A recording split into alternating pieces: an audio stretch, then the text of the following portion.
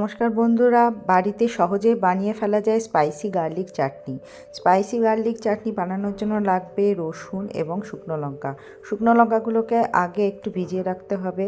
তারপর মিক্সির জারে শুকনো লঙ্কা, রসুন এবং অল্প জল নিয়ে তার একটা স্মুথ পেস্ট তৈরি করে নিতে হবে।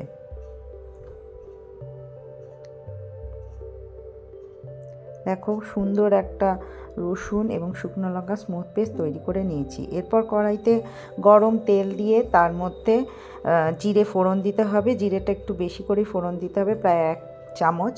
তার মধ্যেই আগে থেকে পেস্ট করে রাখা রসুন ও শুকনো লঙ্কার পেস্টটি দিয়ে ভালো করে নাড়িয়ে নিতে হবে।